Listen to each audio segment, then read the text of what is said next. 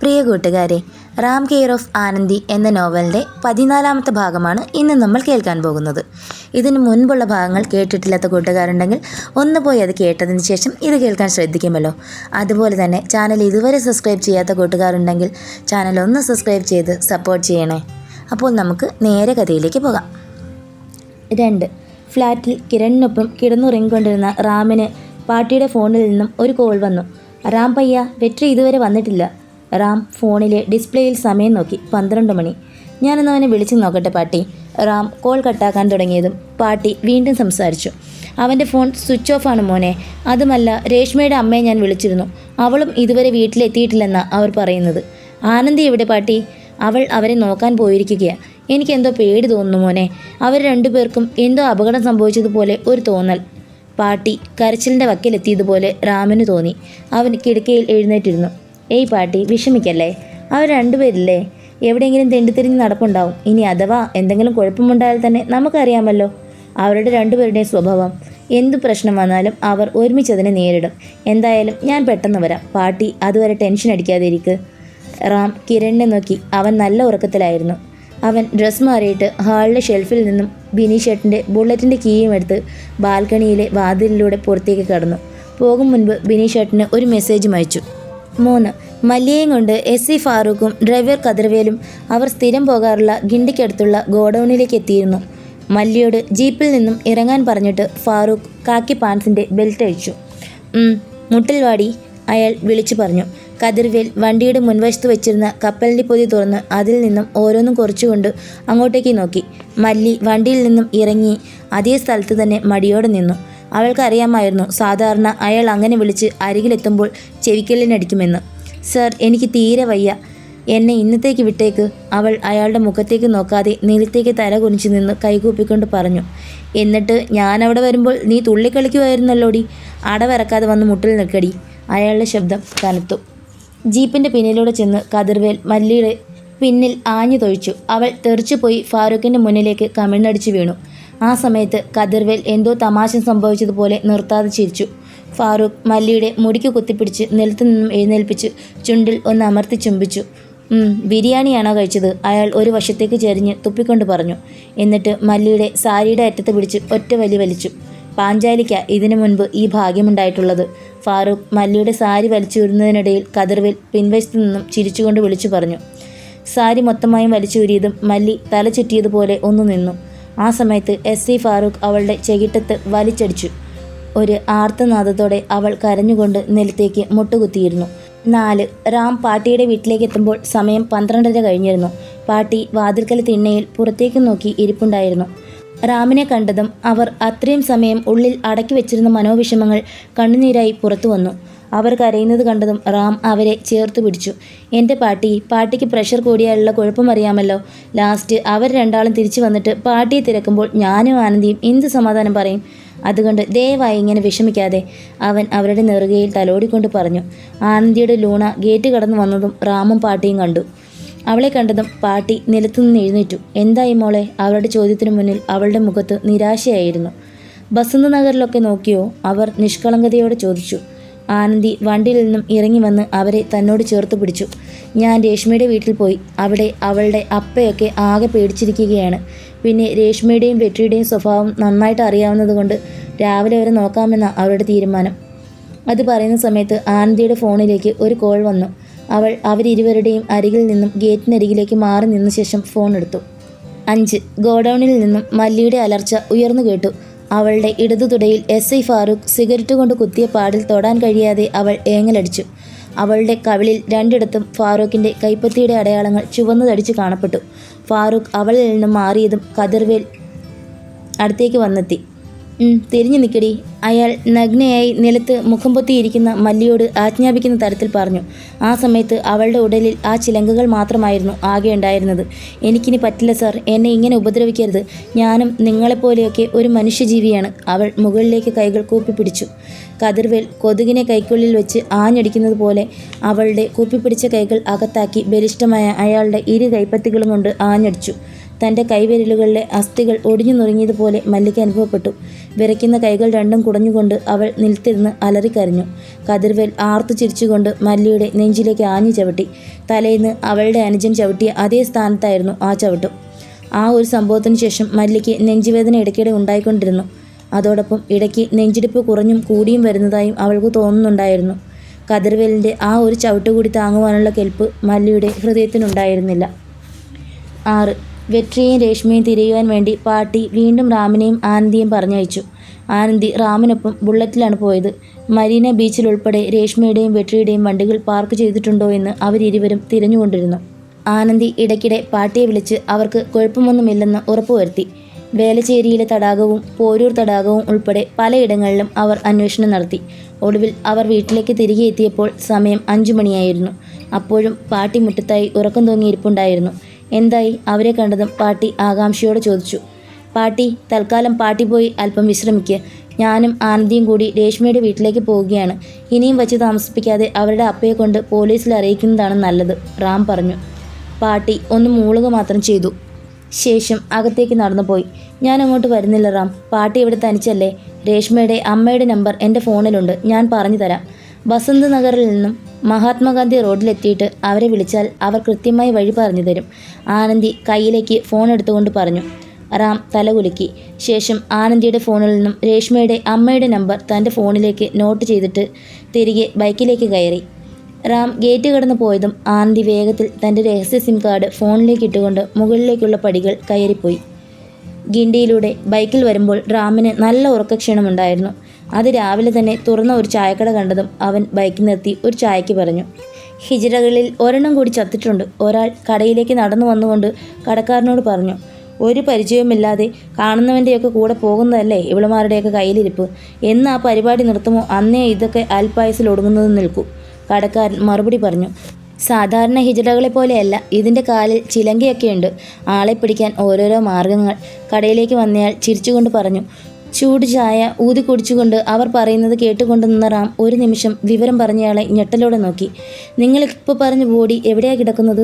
അവൻ ചായ തിരികെ തട്ടിലേക്ക് വെച്ചുകൊണ്ട് ചോദിച്ചു. അതാ ഗോഡൌണിനടുത്തുള്ള കുപ്പത്തൊട്ടിയിൽ, അയാൾ ലാഘവത്തോടെ പറഞ്ഞു.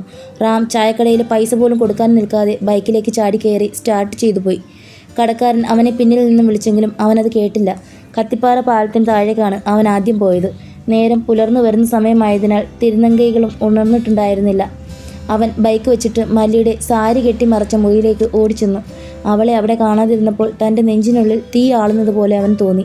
കിതപ്പോടെ അവൻ കിടന്നുറങ്ങിക്കൊണ്ടിരുന്ന മല്ലിയുടെ കൂട്ടുകാരികളെ വിളിച്ചുണർത്തി. അവർക്ക് എന്താണ് കാര്യമെന്ന് പിടികിട്ടിയില്ല. കുപ്പത്തൊട്ടിയിൽ ഒരു ചിലങ്ക കെട്ടിയ ബോഡി, അത് മല്ലിയാണോ? റാം ഇപ്പോൾ വിങ്ങിപ്പൊട്ടും എന്ന തരത്തിൽ അവരോടെല്ലാം മാറി മാറി ചോദിച്ചു. ആ ചോദ്യം കേട്ടതും ആദ്യം അലറി വിളിച്ചുകൊണ്ട് കുപ്പത്തൊട്ടിയുടെ ഭാഗത്തേക്ക് ഓടിയത് തിലോത്തമയായിരുന്നു. അവളുടെ പിന്നാലെ ബാക്കിയുള്ള 11 പേരും ഓടിപ്പോയി. പിന്നാലെ റാമും.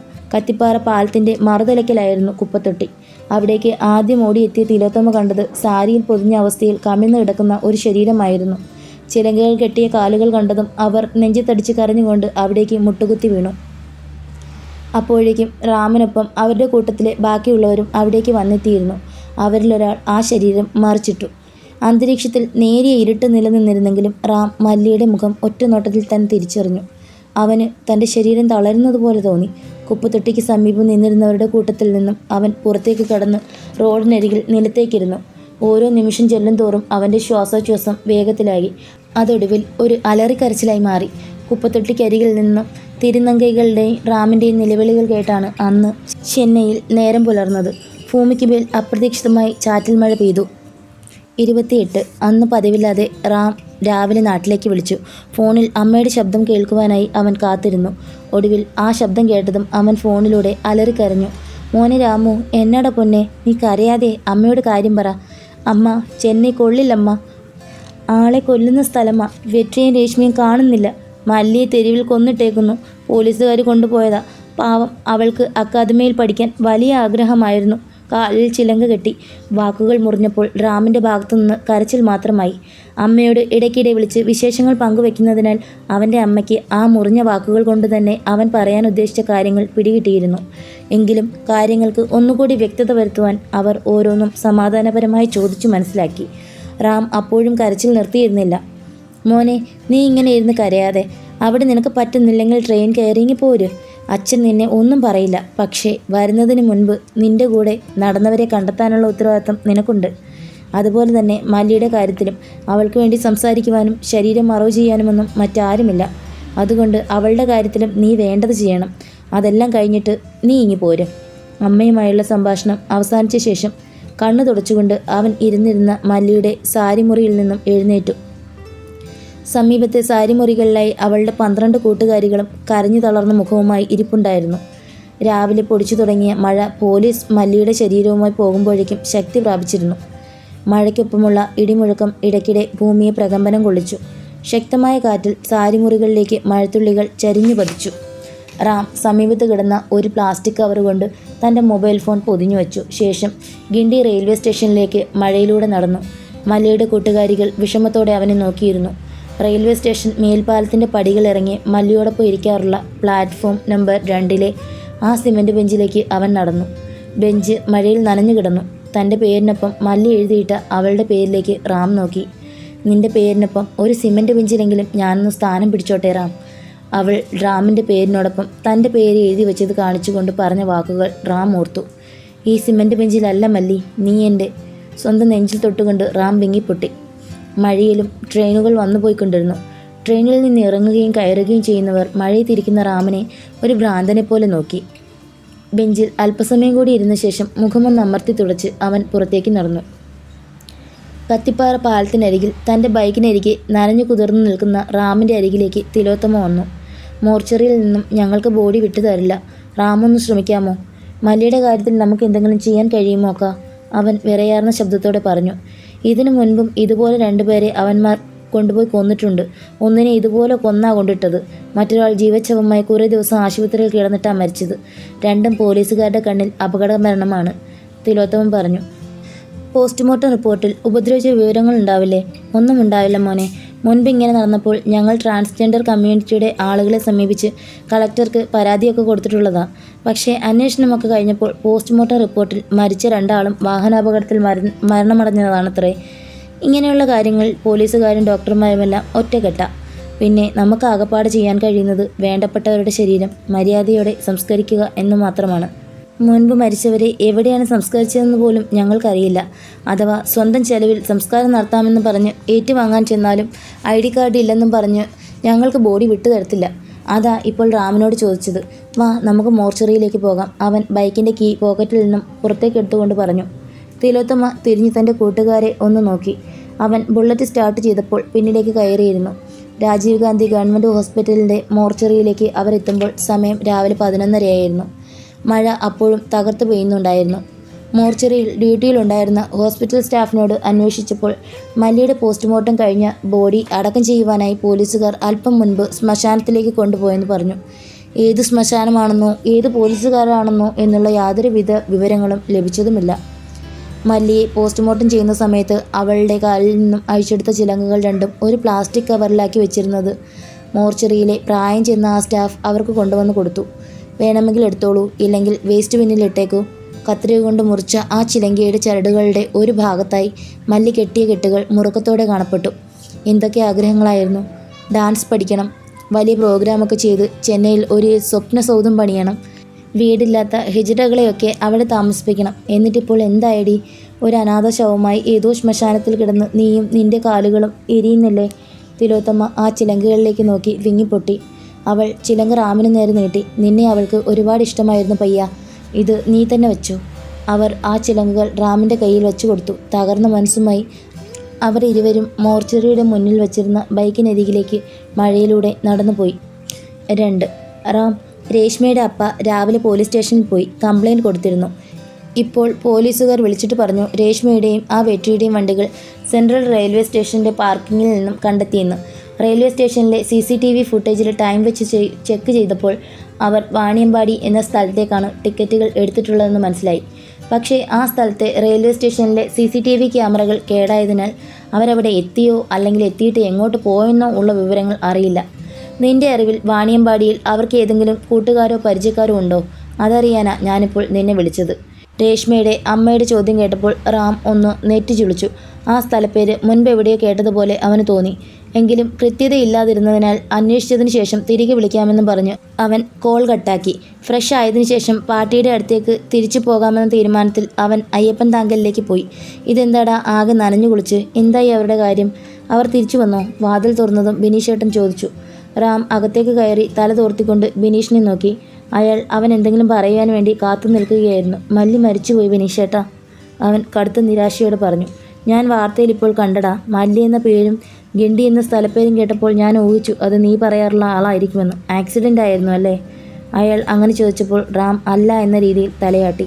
പോലീസുകാർ കൊണ്ടുപോയി കൊന്നതാ. ആരും ചോദിക്കാനും പറയാനും ഇല്ലാത്തവരുടെ മരണങ്ങൾക്ക് എന്ത് കാരണം വേണമെങ്കിലും എഴുതി വയ്ക്കാമല്ലോ. ആരതിൻ്റെ പിന്നാലെ പോകുന്നു? പോയാൽ തന്നെ എന്തെങ്കിലും പ്രയോജനമുണ്ടോ? അവൻ ആരോടെന്നില്ലാതെ പറഞ്ഞു. ഇതെങ്ങനെ എല്ലാ പ്രശ്നങ്ങളും കൂടി ഒറ്റ ദിവസം കൊണ്ട് നടക്കുന്നു? ബിനീഷ് അസ്വസ്ഥനായി ചോദിച്ചു. റാം നിരാശയോടെ അയാളെ കൈമലർത്തി കാണിച്ചു. റാം കുളിച്ചിറങ്ങുമ്പോൾ ഫ്ലാറ്റിൽ കിരണും വന്നിട്ടുണ്ടായിരുന്നു. ശക്തമായ മഴ മൂലം ചെന്നൈയിലെ പല പ്രദേശങ്ങളിലും വെള്ളം കയറി തുടങ്ങിയതിനാൽ ഉച്ചയ്ക്ക് ശേഷം അവന് കോളേജ് അവധിയായിരുന്നു. ബിനീഷേട്ടാ, ഈ വാണിയമ്പാടി എവിടെയാണ്? മനസ്സിൽ ഇടയ്ക്കിടെ തികട്ടി വന്നിരുന്ന ആ ചോദ്യം ഹാളിലേക്ക് വന്നെത്തിയതും റാം ചോദിച്ചു. അത് ചെന്നൈയിൽ നിന്ന് അത്യാവശ്യം ദൂരമുള്ള സ്ഥലമാണല്ലോ. അല്ല, മറ്റേ ആ പെണ്ണിൻ്റെ നാടാണല്ലോ അത്, ആനന്ദി. അയാൾ അത് പറഞ്ഞതും റാമിൻ്റെ ചിന്തയിലൂടെ ഒരുപാട് സംശയങ്ങൾ പാഞ്ഞുപോയി. ചേട്ടാ, രേഷ്മയുടെ അമ്മ കുറച്ചു മുൻപ് എന്നെ വിളിച്ചിരുന്നു.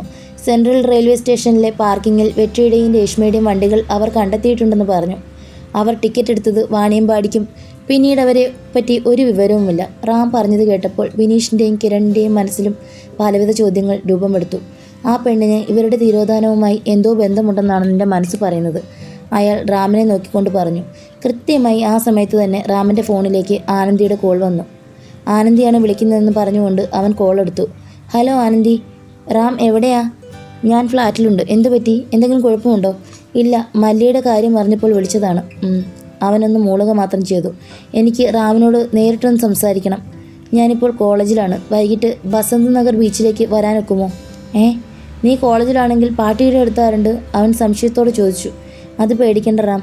മുൻപ് വീട്ടിൽ കോലം വരയ്ക്കാൻ വന്നുകൊണ്ടിരുന്ന അക്കയെ കൂട്ടിനിരുത്തിയിട്ടാണ് ഞാനിങ്ങോട്ട് പോകുന്നത്.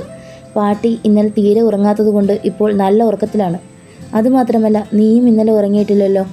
നിന്റെ ഇപ്പോഴത്തെ അവസ്ഥ എനിക്ക് മനസ്സിലാകും. അതുകൊണ്ട് നീയും അല്പം വിശ്രമിക്ക്. വൈകുന്നേരം നമുക്ക് ഒന്നിച്ച് പാർട്ടിയുടെ അടുത്തേക്ക് പോകാം. റാം ബിനീഷിനോടും കിരണിനോടും അവൾ ബീച്ചിൽ ചെല്ലാൻ പറഞ്ഞ കാര്യം പറഞ്ഞു. ഞാൻ അന്ന് പറഞ്ഞ അവളുടെ ഉള്ളിലെ ആ കനലില്ലേ, ഇന്ന് ചിലപ്പോൾ അത് നാളെ കത്താൻ ചാൻസ് ഉണ്ടടാ. ബിനീഷ് അവൻ്റെ കണ്ണുകളിലേക്ക് നോക്കി പറഞ്ഞു. ഉറക്കം തൂങ്ങിയ അവൻ്റെ കൺപോളകൾ കണ്ടപ്പോൾ അയാൾക്ക് വിഷമം തോന്നി. നീ പോയി കുറച്ച് സമയം ഉറങ്ങടാ, അയാൾ പറഞ്ഞു. ഏറെ സമയത്തിന് ശേഷം ഫോൺ തുടരെ ശബ്ദിച്ചപ്പോഴാണ് പിന്നീട് കണ്ണുകൾ തുറക്കപ്പെട്ടത്. അവൻ ഫോൺ എടുത്ത് നോക്കുമ്പോൾ ആനന്ദിയാണ് വിളിക്കുന്നത്. സമയമപ്പോൾ 5:30 ഹലോ റാം, ഞാൻ ദേ ഇറങ്ങിയേ. ഫോൺ എടുത്തതും അവൾ പറഞ്ഞു. ഓക്കെ ആനന്ദി, ഞാൻ പെട്ടെന്നെത്താം. മഴ പൂർണ്ണമായും ശമിച്ചിട്ടുണ്ടായിരുന്നു. കത്തിപ്പാറ പാലം കടന്നു പോരുമ്പോൾ അവൻ അവിടേക്കൊന്ന് നോക്കി. തിലോത്തമ പാലത്തിനടിയിൽ ഒരു ഭാഗത്തായി ഇരുന്ന് പാചകം ചെയ്യുന്നത് കണ്ട് സമീപത്ത് മറ്റുള്ള 11 പേരും മുഖത്ത് വിഷാദത്തോടെ ഇരിപ്പുണ്ടായിരുന്നു. നേരം മെല്ലെ ഇരട്ടിത്തുടങ്ങിയിരുന്നു. അന്നത്തെ ദിവസം മുഴുവൻ മഴ തുടർന്നതിനാൽ ബീച്ചിൽ ഒട്ടും തന്നെ ആളുകളുണ്ടായിരുന്നില്ല. ബീച്ചിലെ പാർക്കിംഗ് ഭാഗത്ത് ആനന്ദി റാമിനെയും കാത്തു നിൽപ്പുണ്ടായിരുന്നു. നമുക്ക് അങ്ങോട്ടേക്ക് നടന്നാലോ? കടൽ തീരത്തേക്ക് ചൂണ്ടിക്കാണിച്ച് ആനന്ദി ചോദിച്ചു. അവൻ തലകുലുക്കി. ദൂരെ കടലിലായി മത്സ്യബന്ധന വള്ളങ്ങളിലെ ചുവന്ന വെളിച്ചങ്ങൾ ഇരുട്ടിൽ നിരന്നു കാണപ്പെട്ടു. പാർട്ടി നടക്കുന്നതിനിടയിൽ റാം ചോദ്യരൂപേണ ചോദിച്ചു. ഞാൻ പാർട്ടിയുടെ അടുത്തേക്ക് പോയിട്ടാണ് വന്നത്. പാർട്ടി ഓക്കെയാണ്. രേഷ്മയുടെ അമ്മ നിന്നെ വിളിച്ചായിരുന്നോ? അവൻ ചോദിച്ചു. ഇല്ലല്ലോ. നീയും അവരെ വിളിച്ചില്ലേ? ഇല്ല റാം, കോളേജിൽ തിരക്കായതുകൊണ്ട് വിളിക്കാൻ കഴിഞ്ഞില്ല, അവൾ അവൻ്റെ മുഖത്തേക്ക് നോക്കാതെ പറഞ്ഞു. ഓക്കെ, നിന്റെ സ്ഥലം വാണിയമ്പാടി തന്നെയല്ലേ ആനന്ദി? അവൻ്റെ പെട്ടെന്നുള്ള ചോദ്യം കേട്ടപ്പോൾ ആനന്ദി ഒരു നിമിഷം നിന്നു.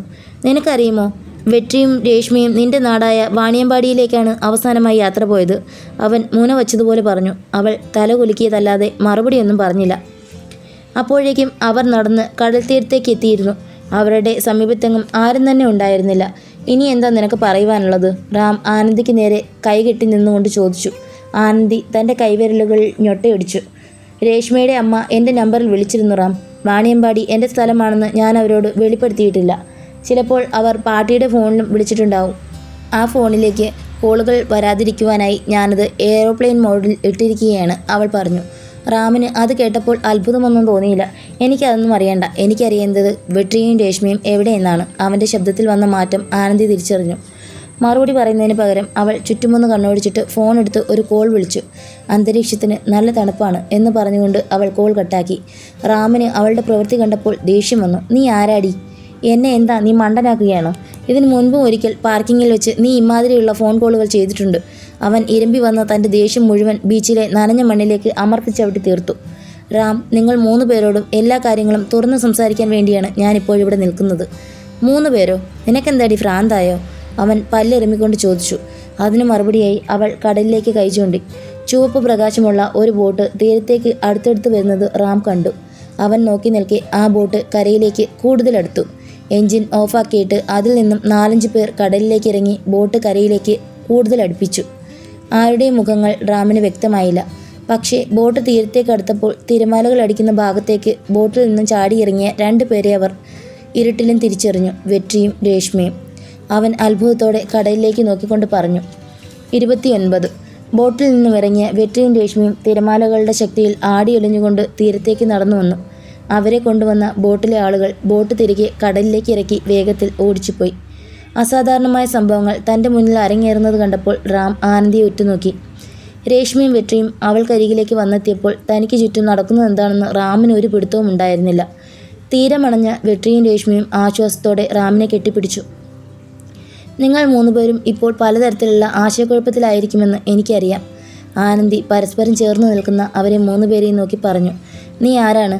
രേഷ്മ റാമിൽ നിന്നും പിടിവിട്ട് ആനന്ദിയെ നോക്കി ചോദിച്ചു. നീ ആ സുധയുടെ മകളല്ലേ? എന്താ ചെന്നൈയിൽ നിങ്ങളുടെ ഉദ്ദേശം? വെട്രിയും അവൾക്ക് നേരെ തിരിഞ്ഞു. നീ എന്തിനാ അവരുടെ അടുത്തു നിന്നും ഞങ്ങളെ രക്ഷിച്ചത്? വിറയാർന്ന ശബ്ദത്തിൽ രേഷ്മ വീണ്ടും ചോദിച്ചു.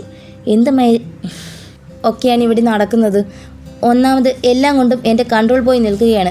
ദയവായി 3 ആളും കൂടി എന്നെ ഒരു ഭ്രാന്തനാക്കരുത് പ്ലീസ്, റാം 3 പേരെയും നോക്കി കൈകൂപ്പിക്കൊണ്ട് പറഞ്ഞു. റാം, ഇവൾ നമ്മൾ ഉദ്ദേശിക്കുന്ന ആളല്ല. ഇവളുടെ നാട്ടിൽ ഞങ്ങൾ പോയിരുന്നു. ഇവളുടെ പേര് പോലും കള്ളത്തരമാണ്. ഇവൾക്ക് പിന്നിൽ വലിയ വലിയ ഗുണ്ടാ സംഘങ്ങളൊക്കെയുണ്ട്. അവിടെ നിന്നും ട്രെയിനിൽ കയറി രക്ഷപ്പെട്ട ഞങ്ങളെ അടുത്ത സ്റ്റേഷനിൽ വെച്ച് ഇവളുടെ ആളുകൾ പിടിച്ചുകൊണ്ടുപോയി. ഞങ്ങളുടെ ഫോണെല്ലാം അവർ പിടിച്ചു വാങ്ങിച്ചു. ഞങ്ങളുടെ ജീവിതം അവിടെ അവസാനിച്ചുവെന്നാണ് കരുതിയത്. പക്ഷേ ഇവരുടെയൊക്കെ നേതാവ് സുധ എന്ന പേരുള്ള ഒരു സ്ത്രീ വന്ന് പറഞ്ഞു ഇവൾ ഒരുപാട് കെഞ്ചി പറഞ്ഞതുകൊണ്ട് മാത്രമാണ് ഞങ്ങളെ ഇപ്പോൾ ജീവനോടെ വിടുന്നതെന്ന്. അവിടെ നിന്നും ഞങ്ങളെ കണ്ണുകെട്ടി ഈ കടൽ തീരത്ത് കൊണ്ടുവന്നിറക്കുകയായിരുന്നു. ഇവൾ ചില്ലറക്കാരിയല്ല റാം. ഇവളെ നമ്മൾ സൂക്ഷിക്കണം, രേഷ്മ റാമിനെ നോക്കി പറഞ്ഞു. ആനന്ദി തൻ്റെ സൈഡ് ബാഗ് തുറന്ന് അതിൽ നിന്ന് 2 മൊബൈൽ ഫോണുകൾ എടുത്ത് അവൾക്ക് നേരെ നീട്ടി. നിങ്ങളുടെ ഫോണുകളാണ്. അത് ഓണാക്കിയാൽ പോലീസിന് നിങ്ങളുടെ ലൊക്കേഷൻ കിട്ടും. അതുമല്ലെങ്കിൽ നിങ്ങൾക്ക് ധൈര്യമായിട്ട് അവരെ വിളിക്കുകയുമാവാം. ഞാൻ എങ്ങോട്ടും ഓടിപ്പോകില്ല. ആനന്ദി ഫോണുകൾ നീട്ടിയതും വെട്രി അത് തട്ടിപ്പറിച്ചു വാങ്ങി രേഷ്മയുടെ ഫോൺ അവളുടെ കയ്യിലേക്കും കൊടുത്തു.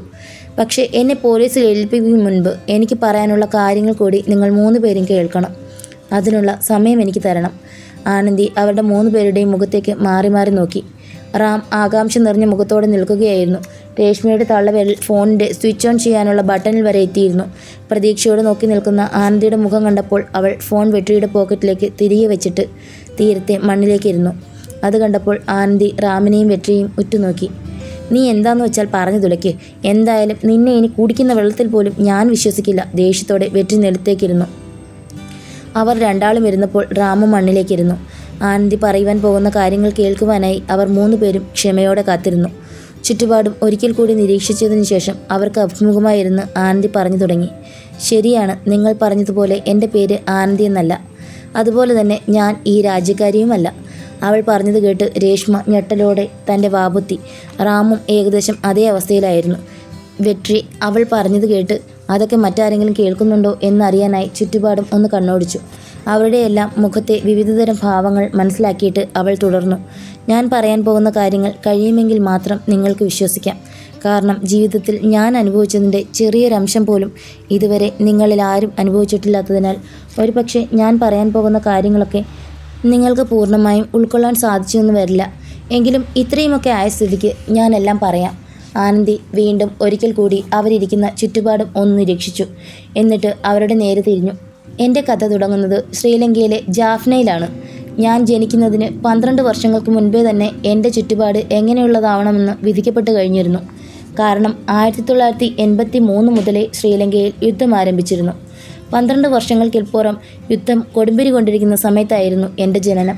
ചെറുപ്പത്തിൽ എൻ്റെ അച്ഛനും അമ്മയും ഉൾപ്പെടെ ചുറ്റുമുള്ളവരെയൊക്കെയും എനിക്ക് ഭയമായിരുന്നു. കാരണം ഒപ്പം ഇങ്ങനെ തൊട്ടുരുമിയിരിക്കുന്ന പലരും എൻ്റെ കൺമുന്നിലാണ് ബോംബ് പൊട്ടിയും ഷെല്ലുകൾ പൊട്ടിച്ചിതറിയും മരണപ്പെടുന്നത് ഞാൻ നേരിൽ കണ്ടത്. ഓർമ്മ വെച്ച നാൾ മുതൽക്ക് കൂടെയുള്ളവരിൽ ആരുടെയും മുഖത്ത് സന്തോഷം ഞാൻ കണ്ടിട്ടില്ല. ഷെല്ലുകൾ ഏതു നിമിഷവും ഞങ്ങളുടെ കൂട്ടത്തിലേക്ക് വന്നു വീഴുകയും മരണം സംഭവിക്കുകയും ചെയ്തേക്കാവുന്ന അവസ്ഥ. ചിലരുടെ ജീവൻ അങ്ങനെ പെട്ടെന്ന് പോകില്ല. ഷെല്ലുകൾ പൊട്ടി തുളച്ചു കയറിയ ശരീരവുമായി അവർ അങ്ങനെ കുറേ ദിവസം നരകിച്ച് ജീവിക്കും. ഒടുവിൽ ഒരു പുഴുത്ത പട്ടിയെപ്പോലെ മരിച്ചു വീഴും. അങ്ങനെയുള്ള മരണങ്ങളും അനവധി ഞാൻ കണ്ടിട്ടുണ്ട്.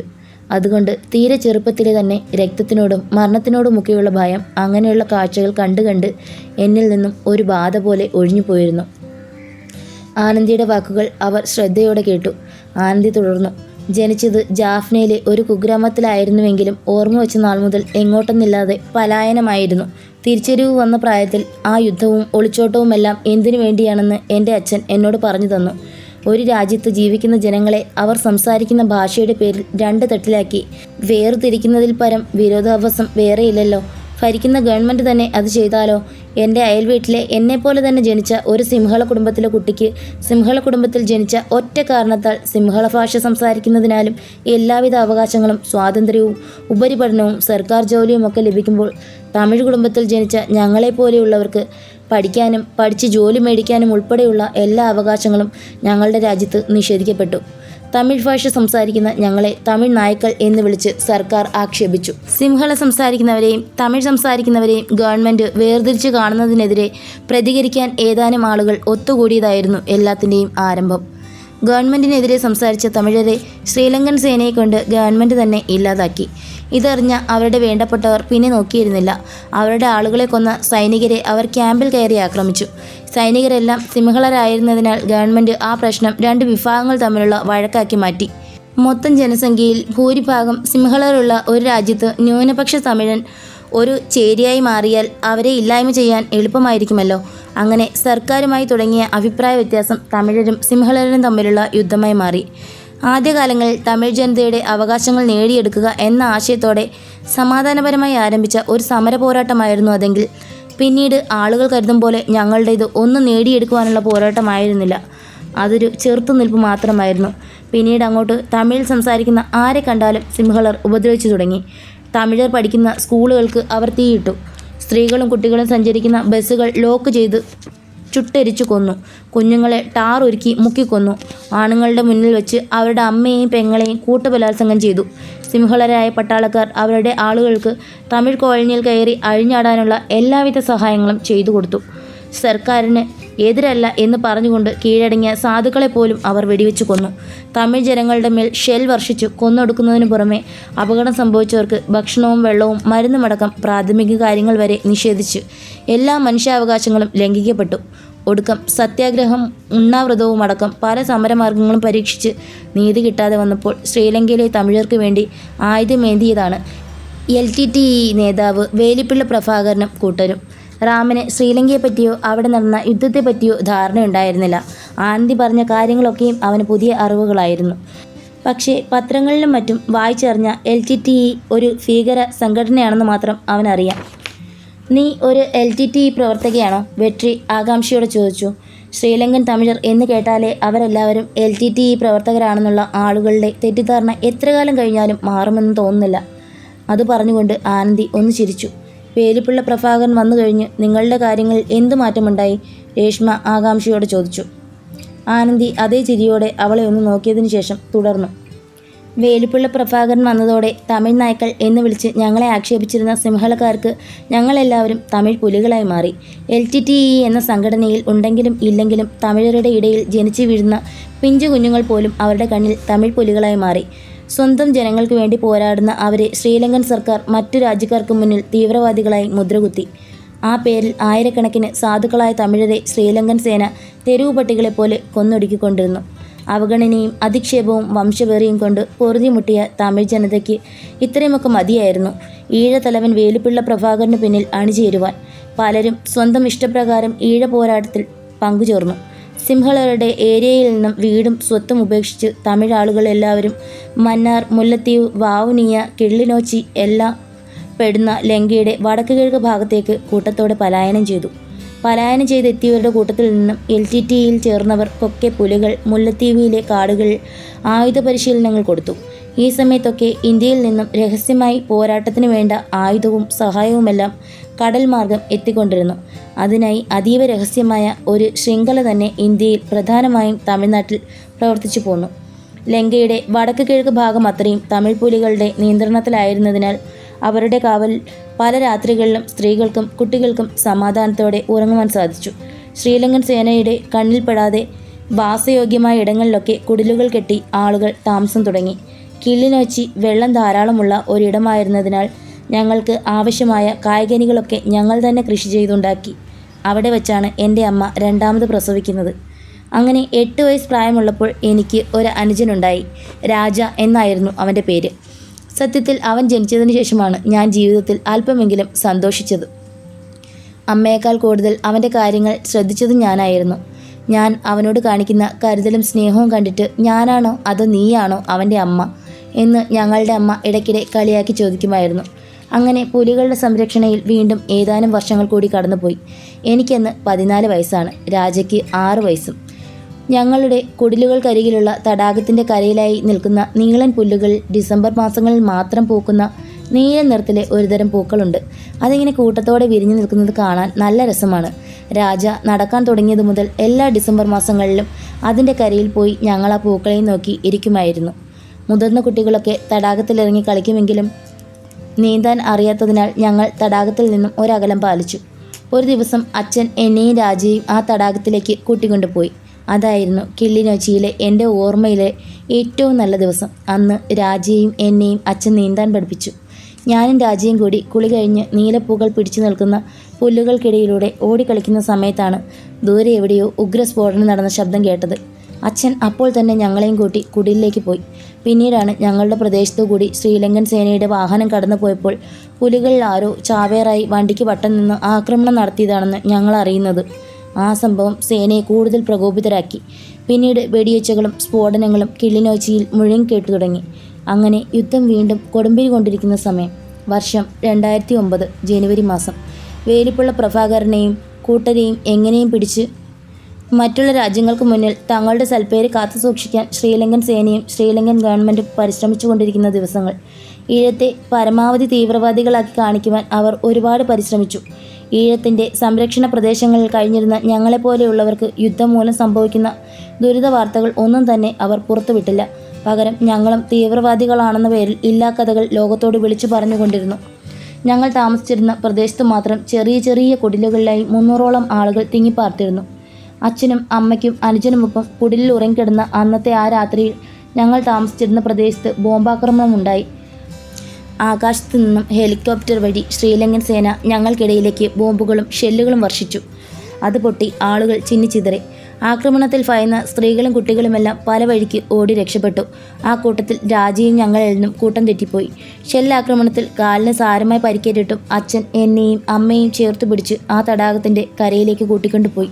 ഞങ്ങളെ സുരക്ഷിതമായി അവിടെ ഇരുത്തിയ ശേഷം രാജയെ അന്വേഷിക്കുകയായിരുന്നു അച്ഛൻ്റെ ലക്ഷ്യം. പക്ഷേ അവിടെ എത്തിയ ഞങ്ങളെ കാത്തിരുന്നത് മറ്റൊരു ദുരന്തമായിരുന്നു. പട്ടാളക്കാരുടെ കൂടെ സഹായത്തിനും മറ്റുമായി നടക്കുന്ന ഒരു വിഭാഗം സിംഹള ചെറുപ്പക്കാരുണ്ട്. അവരുടെ പ്രധാന ഉദ്ദേശം തന്നെ സേന ആക്രമണം നടത്തുന്ന ഇടങ്ങളിൽ നിന്നും രക്ഷപ്പെട്ടു ഓടുന്ന സ്ത്രീകളെ കണ്ടെത്തുകയും കീഴ്പ്പെടുത്തുകയുമാണ്. ഞങ്ങൾ ചെന്നെത്തിയത് അങ്ങനെയുള്ളവരുടെ ഇടയിലേക്കാണ്. ഷെല്ലാക്രമണത്തിൽ ചിതറിയോടിയ ചില സ്ത്രീകളെ പിടിച്ചുകൊണ്ടുവന്ന് അവരവിടെ ബലാത്സംഗം ചെയ്യുകയായിരുന്നു. അവരുടെ എണ്ണത്തിനൊത്ത് ഇരകളെ കിട്ടാതിരുന്നതിനാൽ കിട്ടിയവരിൽ നിന്നും ഓരോരുത്തരും കാമം തീർത്തു മാറുമ്പോൾ അടുത്ത ഊഴത്തിനു വേണ്ടി കാത്തുനിന്ന ചെന്നായ്ക്കളുടെ ഇടയിലേക്കാണ് അച്ഛൻ ഞങ്ങളുമായി ചെന്നുപെട്ടത്. ഞങ്ങളെയും കൊണ്ട് രക്ഷപ്പെടാൻ നോക്കിയ അച്ഛനെ അവർ തല്ലിച്ചതച്ചു. എന്നെയും അമ്മയെയും നീലപ്പൂക്കൾ പിടിക്കുന്ന പുല്ലുകൾക്ക് മുകളിലൂടെ വലിച്ചിഴിച്ചു കൊണ്ടുപോയി. ഞാൻ പലതവണ കുതറിയോടാൻ ശ്രമിച്ചെങ്കിലും ദാരിദ്ര്യം മൂലം മാറിടങ്ങളിൽ പോലും എല്ലുകൾ ഒന്തി തുടങ്ങിയ ഒരു പെൺകുട്ടിക്ക് ചെറുത്തു നിൽക്കാൻ പരിമിതികളുണ്ടായിരുന്നു. അച്ഛൻ്റെ കാര്യം അതിലും കഷ്ടമായിരുന്നു. സ്വന്തം ഭാര്യയെയും യൗവനം എത്തി നിൽക്കുന്ന മകളെയും കൺമുന്നിലിട്ട് ബലാത്സംഗം ചെയ്യുന്നതിൽ പരം എന്ത് ക്രൂരതയാണ് ഒരു പുരുഷന് തൻ്റെ ജീവിതത്തിൽ അനുഭവിക്കാൻ കഴിയുക? അച്ഛൻ അവരുടെ കൂട്ടത്തിൽ ഒരുവൻ്റെ കയ്യിൽ നിന്നും കത്തി പിടിച്ചു വാങ്ങി സ്വയം കഴുത്തറുത്തു മരിച്ചു. എന്നെ അവരുടെ കൂട്ടത്തിലുള്ള പ്രധാനികളിൽ ഒരാൾ തനിച്ചുപയോഗിക്കുന്ന സമയത്ത് എൻ്റെ അമ്മയെ അവന്മാർ പലർ ചേർന്ന് ഉപയോഗിച്ചു. ഒടുവിൽ ഒരു തമാശ പോലെ അമ്മയെ അവർ വെടിവെച്ച് കൊന്നു. റാം ആനന്ദിയുടെ മുഖത്തേക്ക് നോക്കിയതേയില്ല. അവന് അതിനുള്ള ധൈര്യമുണ്ടായിരുന്നില്ല. രേഷ്മയുടെ കണ്ണുകൾ നിറഞ്ഞു. വെട്രി ഇരുന്നിടത്തു നിന്നും എഴുന്നേറ്റ് ആനന്ദിയുടെ അരികിലേക്ക് ചെന്ന് മണ്ണിലായി മുട്ടുകുത്തിയിരുന്നു. അവൻ്റെ കണ്ണിൽ നിന്നും കണ്ണുനീർ ധാരധാരയായി ഒഴുകുന്നുണ്ടായിരുന്നു. തങ്കച്ചി, എന്നോട് ക്ഷമിക്ക്. വെട്രി അവളെ ചേർത്ത് പിടിച്ചു. ആനന്ദിയുടെ കണ്ണുകൾ നിറഞ്ഞു തുളുമ്പിയ കണ്ണുനീര് വെട്രിയുടെ ഷർട്ടിൽ പടർന്നു. പ്രിയപ്പെട്ട കൂട്ടുകാരെ, കഥ നിങ്ങൾക്ക് ഇഷ്ടപ്പെടുന്നുണ്ടല്ലോ അല്ലേ? നിങ്ങൾ ഇഷ്ടപ്പെടുന്നുണ്ടെന്നും ആസ്വദിക്കുന്നുണ്ടെന്നും ഞാൻ കരുതുന്നു. അങ്ങനെ കഥ നിങ്ങൾക്ക് ഇഷ്ടപ്പെടുന്നുണ്ടെങ്കിൽ തീർച്ചയായും ലൈക്ക് തരാൻ മറക്കരുത്. അതുപോലെ തന്നെ നിങ്ങളുടെ വിലയേറിയ അഭിപ്രായങ്ങളും നിർദ്ദേശങ്ങളും കമൻറ്റായി രേഖപ്പെടുത്താനും മറക്കരുത്. ഇനി ഈ കഥയുടെ അടുത്ത ഭാഗവുമായി ഞാൻ വരും വരേക്കും നിങ്ങൾക്ക് എല്ലാവർക്കും വിടാം. പിന്നെ ചാനൽ സബ്സ്ക്രൈബ് ചെയ്തേക്കണേ. എന്നാലല്ലേ ഞാൻ അടുത്ത ഭാഗം അപ്ലോഡ് ചെയ്യുമ്പോൾ ഉടനെ തന്നെ നോട്ടിഫിക്കേഷനായിട്ട് നിങ്ങൾക്കത് ലഭിക്കൂ. അപ്പോൾ അടുത്ത ഭാഗവുമായി വീണ്ടും കാണാം. ബൈ.